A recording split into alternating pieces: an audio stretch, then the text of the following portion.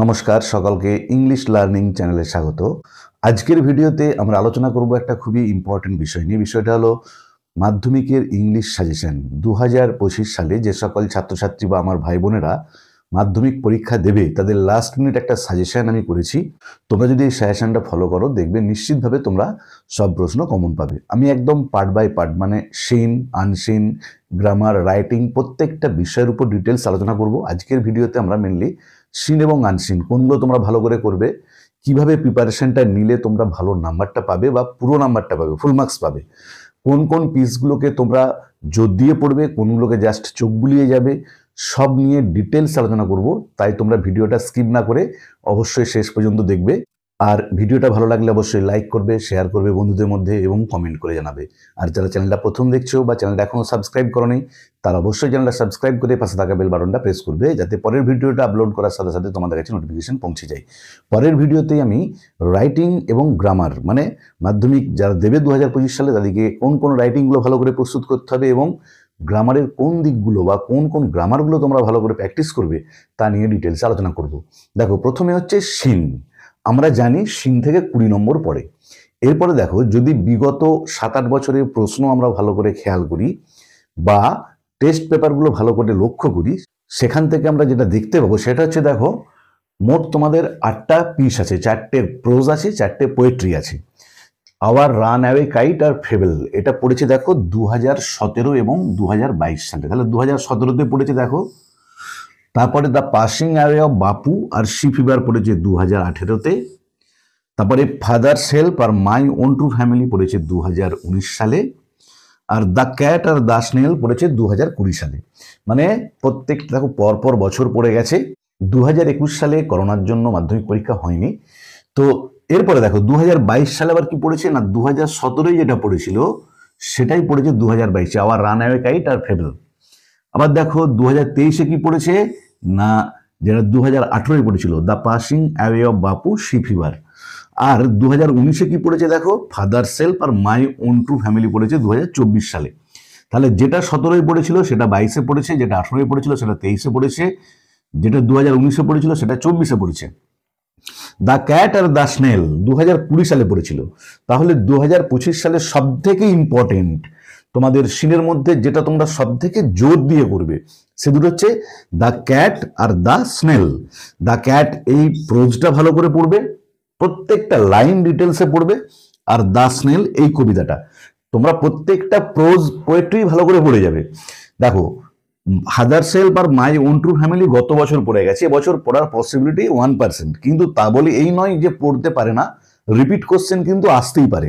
তবুও তোমরা যদি টেস্ট পেপার বা বিগত বছরের প্রশ্নগুলো লক্ষ্য করো তাহলে যেটা আমরা সিদ্ধান্ত নিতে পারবো সেটা হচ্ছে সব থেকে যেটা ইম্পর্টেন্ট 90% চান্স 2025 সালে সিন হিসাবে পড়ার, সেটা হচ্ছে প্রোজ থেকে পড়বে দ্য ক্যাট আর পোয়েট্রি থেকে পড়বে দ্য স্নেল। তাহলে 2025 সালের জন্য আমি এটাকে 3টে স্টার দিলাম, যে 2025 সালে প্রোজ হিসাবে দ্য ক্যাট পড়বে, পোয়েট্রি হিসাবে দ্য স্নেল পড়বে। বাই চান্স যদি না পড়ে তাহলে কিন্তু আবার রান অ্যাওয়ে কাইট, ফেবল বা the passing away of Bapu R C fever এটাকে আমি একটা স্টার দিলাম। আর তোমরা জাস্ট একবার চোখ বুলিয়ে যাবে ফাদার সেলফ আর মাই ওন ট্রু ফ্যামিলি। এরপরে দেখো তোমরা কিভাবে প্রিপারেশনটা নেবে। প্রত্যেকটা পোয়েট্রি মানে ধরো এই দ্য স্নেল, তারপর হচ্ছে দেখো ফেবল, সি ফিভার, এটা তো পড়ে গেছে। এই 3টে কবিতা কিন্তু ভালো করে পড়ে তোমার কবির নামগুলো কিন্তু খুব ভালো করে মনে রাখবে, কারণ কবির নাম পড়ে। এরপরে আমি তোমার যেটা বলবো, প্রত্যেকটা টেক্সটের শেষে যে এক্সারসাইজগুলো আছে প্রোজ বা পোয়েট্রি সেগুলো খুব ভালো করে প্র্যাকটিস করবে। তার সাথে সাথে টেস্ট পেপার তোমরা তো অবশ্যই সলভ করছো, সেখানে ভালো করে যে প্রশ্নগুলো পড়েছে সেগুলো ভালো করে উত্তর প্র্যাকটিস করবে। পোয়েট্রির ক্ষেত্রে কিন্তু বইয়েতে যে প্রশ্নগুলি দেওয়া আছে সেগুলো যথেষ্ট নয়, বইয়েতে মাত্র দেখবে 2টো করে কি 3টে করে প্রশ্ন দেওয়া আছে। তো আমি অলরেডি পোয়েট্রি থেকে বেশ কিছু প্রশ্ন মানে যেগুলো পরীক্ষার জন্য খুবই ইম্পর্টেন্ট তার উত্তর নিয়ে ডিটেলস আলোচনা করে একদম উত্তর সহ আমি ভিডিও আপলোড করেছি। যারা সেগুলো দেখোনি তাদের জন্য আমি ডেসক্রিপশন বক্সে সেসব ভিডিওর লিঙ্ক দিয়ে দিয়েছি, তোমরা অবশ্যই সেগুলো ভালো করে দেখবে। তাহলে কিন্তু ওই যে প্রশ্নগুলো আমি লিখিয়ে দিয়েছি সেখান থেকে কিন্তু তোমরা কমন পেয়ে যাবে পোয়েট্রি থেকে। আর প্রোজ তো তোমরা টেস্ট পেপার সলভ করছো বা এক্সারসাইজে দেওয়া আছে, তাহলে 2025 সালের জন্য সবথেকে ইম্পর্টেন্ট প্রোজ হলো দ্য ক্যাট। খুব ভালো করে প্রত্যেকটা লাইনকে তোমরা ডিটেলসে পড়বে। আর সবথেকে ইম্পর্টেন্ট পোয়েট্রি হলো দ্য স্নেল। তোমরা টেস্ট পেপার বা কোশ্চেন ব্যাংকে যদি প্রশ্নগুলো দেখো প্রত্যেকটা স্কুলের ম্যাক্সিমাম ক্ষেত্রেই কিন্তু দ্য ক্যাট প্রোজ পড়েছে, দ্য স্নেল সিন পড়েছে, এবং এটা তোমরা নিশ্চিত থাকতে পারো 90% যে ফাইনালেতেও কিন্তু দ্য ক্যাট তোমাদের প্রোজ পড়বে আর দ্য স্নেল তোমাদের পোয়েট্রি থেকে পড়বে সিনের। তাহলে এই দুটোকে তোমরা একদম খুব সুন্দরভাবে, মানে বারবার বলছি, দ্য ক্যাট দ্য স্নেল সব থেকে ইম্পর্টেন্ট, একদম 5 স্টার। এই দুটোই পরীক্ষাতে পড়ার সব থেকে বেশি সম্ভাবনা। বাই চান্স যদি না পড়ে তখন কিন্তু আবার রানওয়ে গাইড, ফেবল, এই দুটো পড়তে পারে। তো তোমরা 90% শিওর থাকতে পারো দ্য ক্যাট আর দ্য স্নেল এবছর তোমাদের পরীক্ষাতে আসছে। এরপরে আমরা সিনের কোশ্চেন প্যাটার্ন নিয়ে আলোচনা করবো, মানে কি রকম প্রশ্ন পড়বে। ঠিক যেমনটা বলছি পরীক্ষাতে কিন্তু এরকম প্রশ্নই পড়বে, তোমরা খুব ভালোভাবে খেয়াল করো। দেখো প্রোজ, প্রোজ মানে যে 4টে প্রোজ আছে ধরো, সেই 4টে প্রোজ থেকে এরকম প্রশ্ন পড়বে। দেখো এমসিকিউ পড়বে 5টা, 5 নম্বর, কোনো এক্সট্রা থাকবে না। একমাত্র মাধ্যমিকের ইংলিশ সাবজেক্ট যাতে কোনো এক্সট্রা কোশ্চেন পড়ে না, 90 নম্বরের কোশ্চেন হয়, 90 নম্বরে কিন্তু তোমাদেরকে অ্যান্সার করতে হয়। তাহলে 5টা এমসিকিউ পড়লো 5। তারপর দেখো কমপ্লিট দ্য সেন্টেন্সেস, মানে শূন্যস্থান পূরণ যেগুলো দেওয়া থাকে সেটা পড়বে 3টে, 3 নম্বর। তাহলে প্রথমে এমসিকিউ পড়লো 5টা প্রোজ থেকে, 5 নম্বর। কমপ্লিট দ্য সেন্টেন্স মানে শূন্যস্থান পূরণ যেটাকে বলা হয় সেটা পড়বে 3টে, 3 নম্বর। তারপরে দেখো খেয়াল করবে ট্রু ফলস পড়তে পারে, অথবা কজ এফেক্ট, কারণ ফল। এটা কিন্তু রিজন স্টেটমেন্টও পড়তে পারে। রিজন মানেই কজ আর স্টেটমেন্ট মানেই এফেক্ট। যে রিজন স্টেটমেন্টটা কি, ভয় পাবার কিছু নেই, যেটাই কজ সেটাই হলো রিজন, আর যেটাই স্টেটমেন্ট সেটাই হলো এফেক্ট। বা অ্যান্সার দ্য কোশ্চেন, সেটা দুটো পড়বে, 2 2 4। আর দেখো 5 + 3 8 + 4 12। এরপরে একটা কথা তোমাদের বলে নি, তোমরা যখন ট্রু ফলস করবে এখানেতে দেখবে 2 + 2, মানে একটা ট্রু ফলসের জন্য 2 নম্বর, একটা হচ্ছে ট্রু ফলসটা লেখার জন্য আর একটা হচ্ছে সাপোর্টিং স্টেটমেন্টটা লেখার জন্য। দেখো খুব খেয়াল করে তোমরা কিন্তু ট্রু ফলসটা করবে। কারো যদি ট্রু ফলসটা ভুল হয়ে যায় কিন্তু সাপোর্টিং স্টেটমেন্ট ঠিক হয়, সে কিন্তু নাম্বার পাবে না। কিন্তু কারো যদি ট্রু ফলসটা ঠিক হয়, সাপোর্টিং স্টেটমেন্ট ভুল হয়, সে কিন্তু 1 নম্বর পাবে। মানে আগে তোমার ট্রু বা ফলস এটা ঠিক হতে হবে। ওটা যদি ঠিক হয় তবেই কিন্তু তুমি সাপোর্টিং স্টেটমেন্টের নাম্বারটা পাবে, না হলে কিন্তু তুমি সাপোর্টিং স্টেটমেন্টের নাম্বারটা পাবে না। তাহলে আমাদেরকে ট্রু ফলসটা খুব ভালো করে করতে হবে, তারপরে সাপোর্টিং স্টেটমেন্টটা। ট্রু ফলস ভুল হয়ে গেলে কিন্তু সাপোর্টিং স্টেটমেন্টের জন্য কোনো নাম্বার পাবো না। কজ এফেক্ট, কারণ ফল, কারণটা দেওয়া থাকবে তোমাদেরকে ফলটা লিখতে হবে, বা ফলটা দেওয়া থাকবে তোমাদেরকে কারণটা লিখতে হবে। একইভাবে রিজন স্টেটমেন্টও তাই বললাম, রিজন মানে কারণ আর স্টেটমেন্ট মানে ফলটা লিখতে হবে। একই সঙ্গে কিন্তু আবার হোয়াট, হোয়াই পড়ে। মানে হোয়াই মানে হচ্ছে কজ কারণ, আর হোয়াট হচ্ছে এফেক্ট ফল। মানে যদি হোয়াই আর হোয়াট দেওয়া থাকে সেখানেও যে কি হবে কোনো চিন্তার কিছু নেই, হোয়াইটা হলো কজ আর হোয়াটটা হলো এফেক্ট। তারপর দেখো অ্যান্সার দ্য কোশ্চেন যদি পড়ে, যে প্রশ্নের উত্তর দাও, 2টি প্রশ্ন দেওয়া থাকলো, 2টি প্রশ্নের উত্তর দাও। এটা কিন্তু তোমরা খুব খেয়াল করে উত্তর লিখবে। অনেকে প্রশ্নতে যে টেন্সটা ইউজ করা থাকে, ধরো প্রশ্নটা করা রয়েছে পাস্ট টেন্সে, অনেকে প্রেজেন্ট টেন্সে উত্তর লিখছো, বা প্রশ্নটা করা রয়েছে প্রেজেন্ট টেন্সে, অনেকে পাস্ট টেন্সে উত্তর লিখছো, বা লিখতে গিয়ে প্রেজেন্ট পাস্ট গন্ডগোল হয়ে যাচ্ছে। এটা কিন্তু যেন মোটেই না হয়। প্রেজেন্ট পাস্ট গন্ডগোল হয়ে গেলে কিন্তু যে শিক্ষক মহাশয় তোমাদের খাতা দেখবেন তিনি কিন্তু নাম্বার কাটতে পারেন। তাই তোমরা অবশ্যই টেন্সটাকে ঠিকঠাক মেনটেন করবে। মানে প্রশ্ন যদি পাস্ট টেন্সে থাকে তোমরা উত্তরটাও পাস্ট টেন্সে লিখবে, আর প্রশ্নটা যদি প্রেজেন্ট টেন্সে থাকে তোমরা উত্তরটাও কিন্তু প্রেজেন্ট টেন্সে লিখবে। সেক্ষেত্রে প্রেজেন্ট পাস্ট গন্ডগোল কোনোভাবে হওয়া চলবে না, তাহলে কিন্তু নেগেটিভ এফেক্ট পড়ে যাবে নাম্বার দেওয়ার সময়। এরপরে দেখো পোয়েট্রি। পোয়েট্রি যে তোমাদের 4টে আছে তার মধ্যে যেটা সব থেকে ইম্পর্টেন্ট বলেছি দ্য স্নেল, সেখান থেকে এমসিকিউ পড়বে 4টে, 4 নম্বর। 4টে এমসিকিউ 4। খুব খেয়াল করে তোমরা কিন্তু উত্তরগুলো দাগ দেবে। দেখো অনেকে এমসিকিউ এর ক্ষেত্রে কি ভুল করে বলতো, বা ট্রু ফলস এর ক্ষেত্রেও এই ভুলটা করে, যে হয়তো কারো প্রথমে মনে হলো এ এরটা অ্যান্সার হবে, সে এ এরটাই টিক চিহ্ন দিল, এর ঘরটাতে টিক চিহ্ন দিয়ে দিল। কিছু পরে তার মনে হলো বি এরটা অ্যান্সার হবে, সে আবার কি করলো, এটাকে ক্রস করে দিয়ে বি এরটাই টিক চিহ্ন দিল। পরে আবার তার মনে হলো শেষের দিকে এ এরটাই ঠিক হবে, সে কি করলো, বিটাকে ক্রস করে এ এরটার উপরে মোটা করে দাগ দিয়ে দিল টিক চিহ্নটা। এটা কিন্তু করবে না। তোমাদের যদি এরকম হয়ে থাকে, প্রথমে হয়তো এ এরটাই দাগ দিলে, পরে মনে হলো না এটা ভুল, বিটা ঠিক হবে, বিটায় দাগ দিলে এটা ক্রস করলে পরে যদি আবার মনে হয় এটা ঠিক, তোমরা ওইটার উপরে আর দাগ দেবে না। তোমরা কি করে, পাঁচটাতে একটা নিজেরাই বক্স করবে, করে সেটাতে টিক চিহ্ন দেবে। এ বি দুটো কি কেটে দিলে, কেটে দিয়ে এর পাশে তুমি নিজে একটা কলম দিয়ে বক্স তৈরি করবে, বক্সের মধ্যে তোমরা টিক চিহ্নটা দেবে, মানে ওভার রাইটিং যেন না হয়। তাহলে স্যার কিন্তু কনফিউজড হয়ে যাবেন যে কোনটা সে ঠিক করেছে, এটা করেছে না বিটা করেছে। কিন্তু এতে তুমি যদি দুটো কি ক্রস করে দাও, দিয়ে নতুন করে বক্স করে আবার তাদের টিক চিহ্ন দাও, তাহলে কিন্তু স্যার স্যাটিসফাইড হবেন এবং তিনি ইজিলি নাম্বারটা দিয়ে দেবেন। ট্রু ফলস এর ক্ষেত্রেও কিন্তু সেম জিনিস ঘটে। অনেকে প্রথমে ট্রু লিখলো বা টি লিখলো, ধরো টি বাই এফ লিখতে বলা হয়েছে, তারপরে তার মনে হলো এফ, সে দেখবে টিটা কি আবার এফ করেছে। এটা কিন্তু অনেক স্টুডেন্ট করে থাকে, খাতা দেখার সময় দেখা যায়। আবার তার মনে হলো না এফ তো হবে না, এটা টি হবে, সে তখন কি করলো এফ এর মানে ধরো টিটা এরকম প্রথমে টি লিখেছে, তারপরে সেটাকে আবার এফ করেছে, এখানটাকে এরকম করে দিল, তারপরে আবার তার মনে হলো টি হবে, সে তখন এখানটাকে এরকম কেটে আবার টিটাকে এরকম এরকম করলো। তোমরা এটা মোটেই করবে না। কারো প্রথমে মনে হয়েছে টি, সে টি করেছো, পরে তার মনে হয়েছে এফ, সে এফ লিখেছো, ধরো আমি বললাম সে এখানটাতে কেটে দিয়ে এফ লিখেছো, পরে যদি তার মনে হয় টি, তোমরা বক্স নিজেরা তৈরি করে পাশে তৈরি করে সেখান থেকে টিটা লিখবে, যে ওভার রাইটিং যেমন হয়। তাহলে প্রথমে টি লিখলে তোমার মনে হলো ভুল, একদম কেটে দেবে, পাঁচটাতে বক্স একটা নিজে পেন দিয়ে আঁকবে, একে এফ লিখবে। কখনো টিটাকে এফ করতে যাবে না বা এফটাকে টি করতে যাবে না, এটা যেন খুব ভালো করে তোমরা খেয়াল রাখবে। এরপরে পোয়েট্রি থেকে অ্যান্সার দ্য কোশ্চেন, প্রশ্নের উত্তর পড়বে 2 নম্বরের দুটো। যে পোয়েট্রি থেকে তোমাদেরকে যে লাইনগুলো দেওয়া থাকবে সেখান থেকে প্রশ্ন দেওয়া থাকবে। আর আমি তোমাদের অলরেডি বলেছি যে তোমাদের যে কবিতাগুলো আছে সেখান থেকে দেখবে অ্যান্সার দ্য কোশ্চেনে মাত্র 2টি করে প্রশ্ন দেওয়া আছে, ওগুলো কিন্তু অ্যানাপ নয় পরীক্ষার জন্য। তো আমি তোমাদের জন্য অলরেডি প্রত্যেকটা কবিতা থেকে যে ম্যাক্সিমাম প্রশ্নগুলো হতে পারে, ইম্পর্টেন্ট প্রশ্নগুলোর উত্তর সহ ডিটেলস আলোচনা করে ভিডিও আপলোড করেছি। যারা দেখেন তাদের জন্য আমি ডেসক্রিপশন বক্সে তার লিঙ্কগুলো দিয়ে দিয়েছি ভিডিওগুলো, তোমরা অবশ্যই দেখে নিও। ওখানে কিন্তু ধরো দ্য স্নেল থেকে যতগুলো ইম্পর্টেন্ট প্রশ্ন হতে পারে, প্রশ্ন এবং উত্তর সহ আলোচনা করেছি, এবং প্রত্যেকটা কবিতা থেকেই করেছি। মানে বইয়ের এক্সারসাইজের গুলো তো আছেই, তার সাথে সাথে ওই এক্সট্রাগুলো নিয়েও আমি আলোচনা করেছি। তোমরা অবশ্যই ভিডিওগুলো দেখবে, তাহলে কিন্তু যাই পরীক্ষায় প্রশ্ন পড়ুক তোমরা লিখতে পারবে, কারণ ওর বাইরে প্রশ্নটা পড়বে না, সিওর তোমরা থাকতে পারো। ওই প্রশ্নগুলো করে গেলে তার মধ্যে তোমরা কমন পেয়ে যাবে।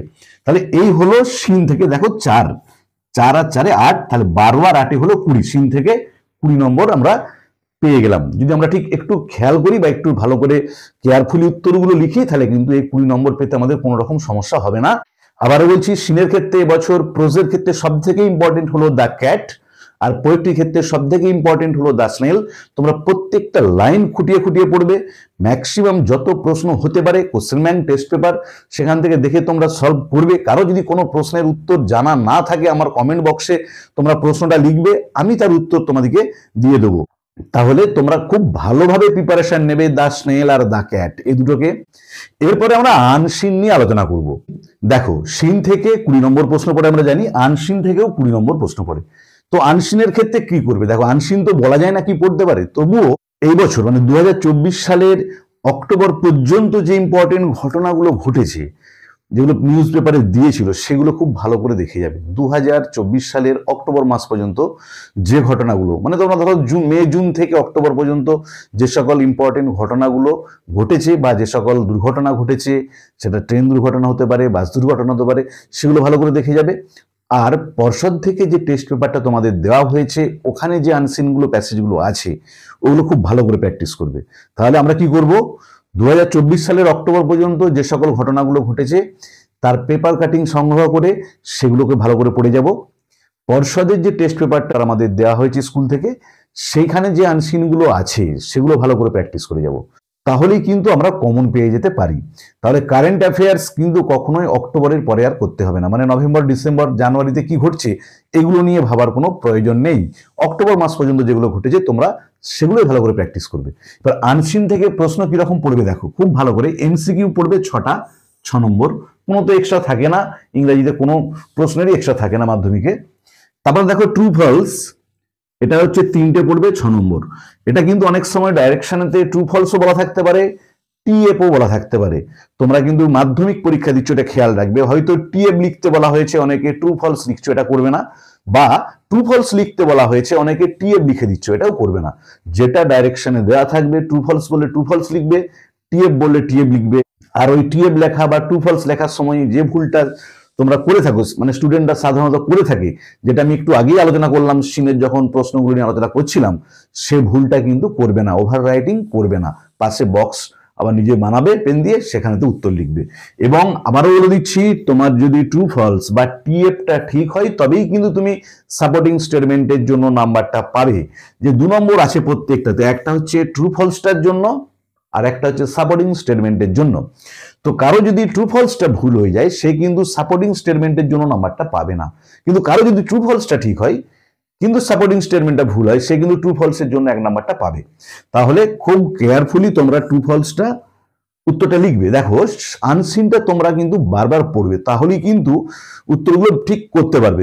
যদি কারো একবার পড়ে মনে হয় আমি ঠিক বুঝতে পারছি না, সে কিন্তু আবার একবার পড়বে, দরকার হলে আবার একবার পড়বে। মনে রাখবে ইংরেজি হচ্ছে এমন একটা পরীক্ষা যেখানে কিন্তু সময় বেঁচে যায়, মানে 3 ঘন্টা টাইম লাগে না, তার আগেই কিন্তু পরীক্ষাটা শেষ হয়ে যায়। তাই তোমরা সব থেকে প্রথমে রাইটিং সেকশন সিন গ্রামারগুলো করবে, সব থেকে শেষে আনসিনটা করবে। তাহলে তুমি দেখলে তোমার 1.5 ঘন্টার মধ্যে হয়তো রাইটিং সেকশন সিন গ্রামারটা হয়ে গেল, তখন ও 1.5 ঘন্টা বেঁচে রয়েছে, তোমরা তখন ওই 1.5 ঘন্টাতে আনসিনটা করবে। তো আনসিন করার নিয়ম কি, প্রথমে আবার একটি আনসিনটা পড়লে ভালো করে, পড়ে যে যে প্রশ্নগুলো উত্তর পাচ্ছ তোমরা সেগুলো করে দিলে, তারপরেতে যেগুলো পাচ্ছ না সেগুলো ভালো করে দেখলে আবার আনসিনটা পড়বে, দেখবে আবার একটা দুটো করতে পারছো। তাহলে ওরকম 2বার 3বার যখন তুমি আনসিনটা পড়ে ফেলবে তখন দেখবে তুমি সব উত্তরগুলোই করতে পারছো। আর অ্যান্সার দা কোশ্চেন থাকবে 4টে 2 নম্বর করে, 4 2 8। তাহলে এই দেখো 6 + 6 + 8 মোট হচ্ছে 20 নম্বর আনসিন থেকে পড়লো। এবারে আনসিন থেকে আরো কিন্তু 8টা নাম্বার পড়ে, যেটা ভোকাবুলারি সেকশনে থাকে, গ্রামার এন্ড ভোকাবুলারি। এটা হচ্ছে সব থেকে ভাইটাল স্টুডেন্টদের ক্ষেত্রে। তোমাদের স্টক অফ ওয়ার্ড বাড়াতে হবে, বেশি বেশি প্র্যাকটিস করতে হবে আনসিন।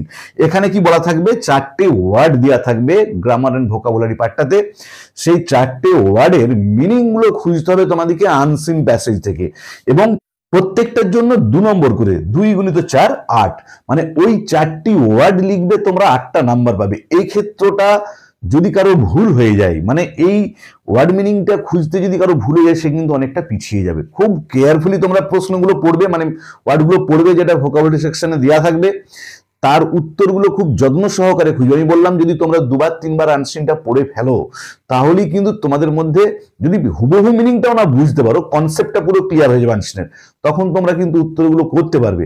আর এই 8টা নাম্বার খুব ভাইটাল, মানে ভালো নাম্বার পেতে গেলে এই 8টা নাম্বার কিন্তু আমাদেরকে পেতেই হবে। তাহলে আনসিন থেকে MCQ 6, true false 6, answer the question 8, এই হলো 20 নম্বর। আর ভোকাবুলারি সেকশনে থাকবে 4টে ওয়ার্ড মিনিং খুঁজে বের করো আনসিন প্যাসেজ থেকে, 4 2 8। এটা সম্পর্কে কিন্তু আমরা আগে থেকে কেউ কোনো প্রেডিক্ট করতে পারবো না, কারণ কি ওয়ার্ড মিনিং দেবে বা কি ওয়ার্ড মিনিং পড়বে সেটা আমরা কেউ জানি না, বা কোন আনসিন প্যাসেজটাকে বাছা হয়েছে সেটাও আমরা কেউ জানি না। তাই এটা তোমাদেরকে শুধুমাত্র বারবার প্র্যাকটিস করতে হবে। তোমরা পর্ষদের টেস্ট পেপারটা প্র্যাকটিস করো, বা অন্য যদি কোনো টেস্ট পেপার তোমরা কিনে থাকো সেগুলো ভালো করে প্র্যাকটিস করো। ওইখান থেকে প্র্যাকটিস করে গেলেই তোমরা কিন্তু বারবার প্র্যাকটিস যদি করো কমন পেয়ে যাবে। তাহলে আমি তোমাদের যেভাবে বললাম যদি এভাবে প্রিপারেশনটা নেই, সিন এবং আনসিন পার্ট থেকে যে 40টা নম্বর তোমাদের ফাইনাল পরীক্ষায় পড়বে তোমরা অবশ্যই ওই 40টা নম্বর পেয়ে যাবে। আজকের ভিডিওতে আমরা 2025 সালে যেসব ছাত্রছাত্রী বা আমার ভাই বোনেরা মাধ্যমিক পরীক্ষা দেবে তাদের সিন এবং আনসিন থেকে কোন কোন জিনিসগুলো তোমাদেরকে খুব ভালোভাবে প্রস্তুত করতে হবে তা নিয়ে ডিটেলস আলোচনা করলাম। ভিডিওটা ভালো লাগলে অবশ্যই লাইক করবে, কমেন্ট করবে এবং বন্ধুদের মধ্যে শেয়ার করবে। আর আমি পরের ভিডিওতে তোমাদের রাইটিং সেকশন, যেটা সব থেকে মোস্ট ভাইটাল, 30 নম্বর থাকে, রাইটিং সেকশন তোমরা কোনগুলো করবে এবং গ্রামার কিভাবে প্র্যাকটিস করে যাবে তা নিয়ে ডিটেলস আলোচনা করব। তাই তোমরা যারা চ্যানেলটা প্রথম দেখছো বা চ্যানেলটা এখনো সাবস্ক্রাইব করোনি তারা অবশ্যই চ্যানেলটা সাবস্ক্রাইব করে পাশে থাকা বেল বাটনটা প্রেস করবে, যাতে পরের ভিডিওটা আপলোড করার সাথে সাথে তোমাদের কাছে নোটিফিকেশনটা পৌঁছে যায়। ভালো করে প্রস্তুতি নাও। কোনো প্রশ্নের উত্তর যদি তোমাদের অজানা থাকে আমার কমেন্ট সেকশনে জানাবে, আমি সে প্রশ্নের উত্তর তোমাদের দিয়ে দেবো। ভালো থেকো সবাই।